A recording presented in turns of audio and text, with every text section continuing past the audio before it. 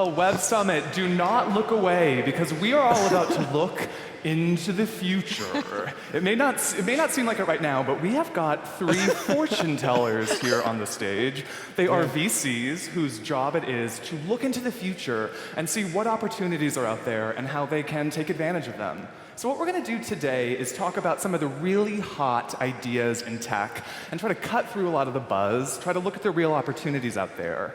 And so one of the first areas that I really want to look at right now is on demand. It seems like every day there's another pitch for a startup, promising on-demand this, on-demand that. Ryan, I know that your firm has invested in a number of on-demand startups, including Lux, the on-demand parking service out in San Francisco. Could you kind of tell us, what industries tend to support on-demand well and which just don't? Yeah, we're still very excited about on-demand. I think there's been some kind of well-known challenges within the space, but we think overall it's still really exciting. I think not specific about the industry, because I think we look more for the characteristics in it. You look for something obviously with a huge market, a lot of frequency of use, so something people are using a lot because you want to try and build habit, and then companies that have operational excellence and some kind of technology leverage that builds a differentiated model than just trying to deploy a bunch of people, because people will be the most complex and expensive part of it, so you need to make sure technology is helping you get it more efficient. Right, and I mean, you two are VCs as well, and the question that I think a lot of entrepreneurs probably have is, when someone is pitching you an on-demand startup, what's the first thing that comes to your mind? Is it a worry? Is it a cringe? Is it the promise of something great? Low margins. Low margins. It's not really an area that I focus on, but I'm a huge consumer of it, which also worries me when I get these great deals. But I do think they're going to be winners in the sector. I think there's just too much critical mass with some of the companies. So, Dave, what about you? Probably very simple stuff. I think about frequency of use, what's the transaction size of an average purchase, what's the natural margins that can be taken advantage of there. I think there's a lot of people who will classify on-demand kind of in one big category, but probably matters a lot whether that's a daily use app or a weekly use app versus something that's a lot more infrequent. Right, and Dave, I know that you have a lot of experience sort of working outside the United States, and I'm sure that there are a lot of people in this audience who are interested in Europe, potentially Asia and other areas. Is there a difference in how on-demand works, outside the US? Is there something that entrepreneurs should keep in mind? Yeah, and probably just because smartphone penetration might be a little bit less broad on other parts of the world. That said, probably in the next 3 to 5 years, a lot of those problems go away, but you might still have differences in level of bandwidth or ability to support certain services. You're probably going to have different payment ability and perhaps different logistics ability. But there's very big countries that I think most people aren't really thinking about. I think a lot of people have now accepted that India and China are going to be huge mobile audiences, but places that you wouldn't normally think of, Nigeria, Pakistan, Iran, a lot of very big young markets that are very social media enabled in the Middle East and Africa and in Southeast Asia. Right. Well, Dave mentioned penetration, and Ryan, I want to come back to you and talk about, how far will on-demand go? Are we going to live in a world where everything is on-demand, from, say, the air we breathe, to the water we drink, to the cars that we drive? Is there a limit? Yeah, I think, back to a little bit of the frequency thing, if you're going to be one of the major companies, you got to be thinking about something that's happening on a daily basis for people to build habit. But I think as Uber and these other guys build infrastructure across a city that is helping stuff get from A to B, once that's there, you think of it like AWS, and then other businesses can be built on top of it. I think infrequent use cases trying to deploy their own type of infrastructure like that is going to fail early on. But I think once that infrastructure is laid out, you'll see more and more use cases built on top of it. Right, that makes a lot of sense. I want to talk about payment too, because payment touches so many areas of tech, and we've seen billion-dollar valuations of a number of payment companies in the past few years. And Jalak, I know that you were involved with M-Pesa, which was the Kenyan company that played a huge role in sort of innovating within the payment space. What did you learn from that?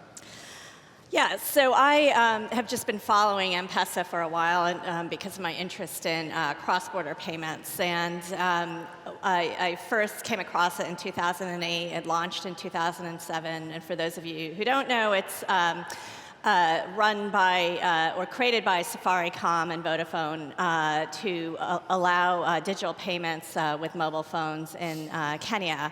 And right now, over 50% of Kenya's GDP goes through that platform. And And it's really shown how a lot of countries that we don't think of can leapfrog in innovation. I mean, they don't even have smartphones there, but they're using these mobile phones for transactional purposes, and has allowed the GDP to grow a great deal as a result. So a takeaway from that is that there is a way to use digital representation of money. That's really just a way of moving assets around, and there has to be some cash out with the agents kind of at the last mile. But and that's really what spurred my interest in the blockchain and Bitcoin, because I think we can take just that usage example and extrapolate it to, why can't this work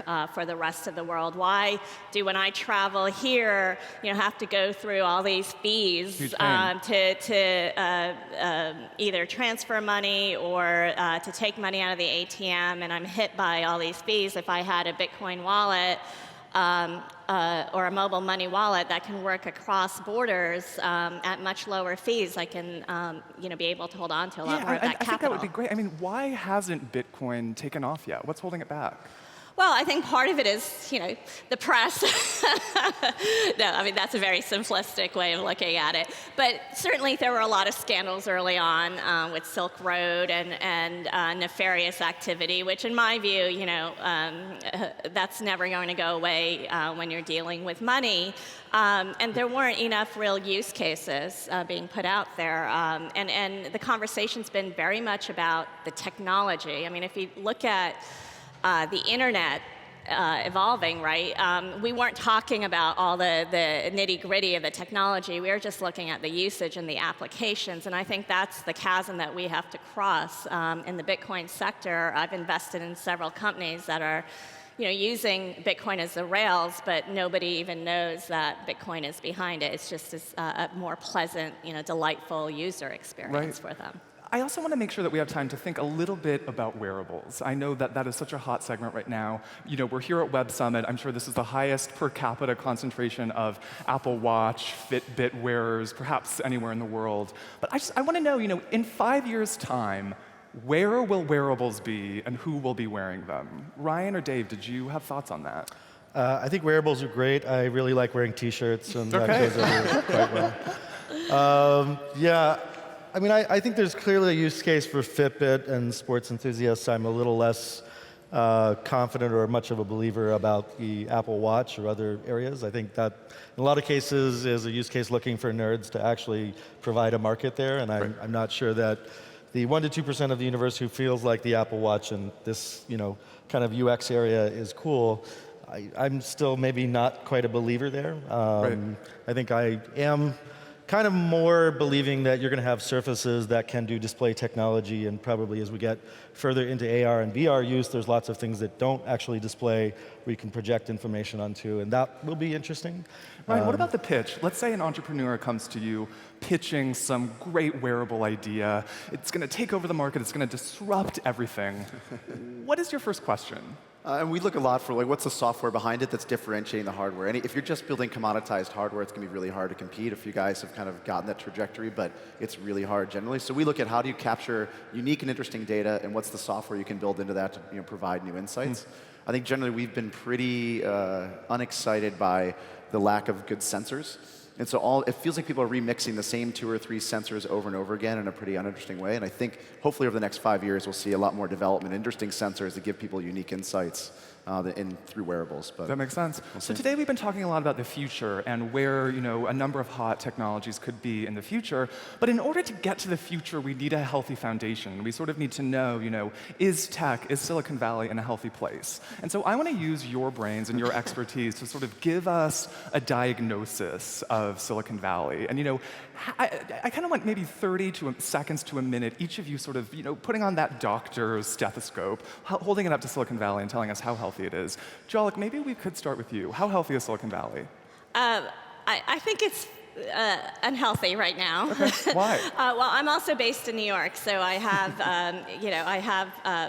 some distance from the valley. Distance can be good. Yeah, and I can say I do think valuations at all at all stages are ahead of themselves. I've invested through 2 downturns. I've been a VC since 1999, and I was out in the valley in 99, and so I worry about valuations getting ahead of themselves because then there's nowhere to go, and then you start to see a lack of exits, which we're starting to see, and then that just slows down, all of the capital going in.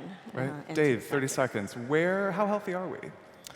I think that people are probably a little oversold on the valley falling apart next week. I think that relative to maybe 5 to 10 years ago, actually, there's a hell of a lot of companies producing things of value, generating revenue, even occasionally being profitable in the valley. What's that? Really? But if you look around the world, there's definitely places where valuations are even more out of hand sometimes. I think the Where are some of Chinese those market. places? Yeah, China. Yeah, I think if you look at the Chinese market, things were really crazy. I think the public markets have, come back to a little bit of reality. I'm not sure about the startup market. Southeast Asia may be a little bit expensive. There's other places around the world that are really great value to invest in Latin America and Middle East. So I think that, Silicon Valley might be a little overpriced. There are probably going to be some people who lose money, but I actually am more worried about. I'm not worried. I think public market valuations are probably further oversold than, say, unicorns with liquidation preferences. I doubt that's going to be the collapse of society in tech. Right. Ryan, how healthy? Yeah, I think Dave talks about a good point. The public markets have stayed generally pretty rational, which then keeps a cap on everything that's happening in private markets. So I worry about it less from that side. I think it's great because there's great access to capital, which allows anyone with a great idea to try and show up, get money to get started, then they have to prove themselves. And once they're working, and the ones that really work are building foundational and really interesting companies. So overall, I think it's generally healthy. I think the prices will correct back in a market. I feel like the major trends around the public markets have been pretty good. Great. Well, we've been talking a lot about sort of the long-term future, some big ideas, where things could be in 5, 10 years. But I want to think ahead to, say, 2016, next year. We're nearing the end of the year. Jalak, maybe we could go to you and talk about, where's your money going in 2016? What are the exciting ideas that you see really kind of sprouting up that we haven't heard of yet? Well, I don't know whether it's stuff that we haven't heard about, but I'm going to continue investing in the blockchain. And as we see the infrastructure get more robust, I think we're going to be able to see a lot of different asset classes being able to be built and transacted on the core infrastructure and platform. So that's an area I'm going to continue to look at. What I'm actually thinking about a lot is this post-smartphone world. So we're talking a lot about smartphones, and a lot of the world is still getting onto smartphones, but it goes into the wearable conversation and the Internet of Things, and I actually think the blockchain is going to power a lot of that. So technology really being invisible instead of us seeking it out, we're going to be able to benefit from it. Right. Ryan, where's your money going in 2016? 2016, it's not stuff people haven't heard of because I think it's such a short time frame, but we're really excited about just kind of healthcare and the changes that are happening there. And I think some major companies are going to get built. We're spending a lot of time looking at kind of connected hardware as a vehicle for deploying software. You have new sensors out in the world. What do you start to do with all of that information and make new insights about it? And so those are categories that we're thinking about a lot. We spent a lot of time with Andy Rubin and his group on the connected hardware side, which has been fun and exciting. So. Dave, I want to hear you. Next year, what's the hot new thing? We're going to probably focus on stuff that's relatively near term, but we think is overlooked. I think financial services, both in the consumer and small business area, are really interesting, particularly combining social platforms with lending. I think you're going to see a lot of disruption in the lending space with better information from social networks informing credit scores and whether people are able to borrow money. One that's kind of really basic that we look at is use of visual systems in combination with commerce. So pictures, video, and eventually AR and VR combined with commerce. Really kind of basic for both pictures and video, and I think there'll be a natural progression into more advanced technologies once they're available. Right. I want to look back quickly, too, and sort of think about this past year. What has been sort of the most overhyped investment or area? The things that you just saw were full of buzz, full of fluff, that really should not have gotten the attention that they should have. Ryan, thoughts?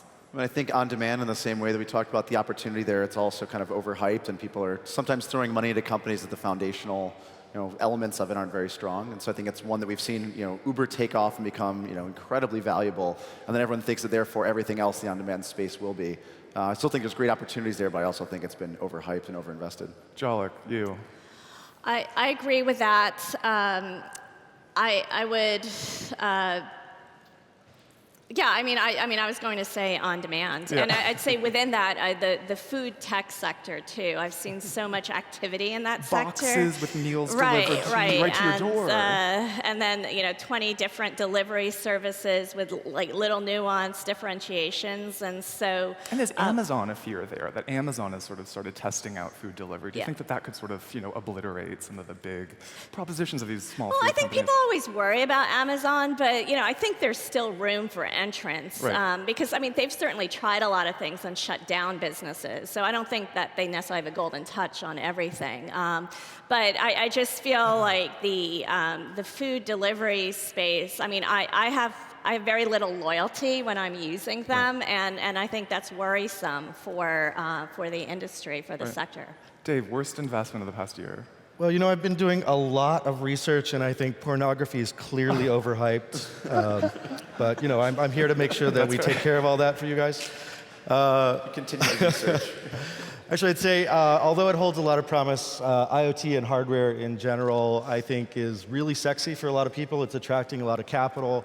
I think most entrepreneurs who haven't been in that area for more than 5 years are probably learning a lot of hard lessons about the manufacturing cycle, design cycle, and the capital requirements for building hardware and physical-based businesses. So as much as it holds a lot of promise, there's a lot of dead bodies in IoT, and I expect more of that to happen. Great, so really quickly, we've got about a minute left. I want everyone to pretend like there's a huge crystal ball right here in the middle of us. You guys are the fortune tellers. I want you guys to sort of tell the audience, your job is to look into the future and to think about huge trends and what's going to be happening. Not everyone is a VC. Not everyone has a sort of vision and ability to kind of predict what's coming. What's one tip you would give someone who's really trying to spot the next thing? Ryan, maybe we can start with you and work back. We've got about a minute. So from an investment point of view, or from a founder trying to build something, or Let's do founder. founder? Founding anything in any environment is incredibly hard. I think you want to try and figure out what are the most trends and the trends that are changing the most. They're kind of the wind at your back. Right. They're going to help provide some push, because things are going to be incredibly difficult in building any company, and you want to make sure that there's some momentum behind you just through an industry or some transactional change. So whether it's mobile or fintech or whatever, you got to figure out what's helping propel you beyond just your own idea and the concept. Dave, what's the way to see the future? What's the way to use this ball? This sounds kind of old school, but I think there's a lot of businesses on YouTube and other video platforms that just haven't been looked at. I think Instagram and Pinterest are probably close followers as well. They're just really, really huge distribution channels, and most people don't think of them as kind of engines for entrepreneurship, but they generate a huge amount of capital. Right, Jalak, teach us how to be a fortune teller. Travel. That's and a good it's also answer. fun. We talked about M-Pesa, and I first came across that 7, 8 years ago, and it's really, a lot of that has formed the thesis of the fund that I started last year. So, Sounds like travel's it. We've got to end. Web Summit, thank you so much. Dave, Ryan, and Jalak, thank you so much. It's been a pleasure. Thank you.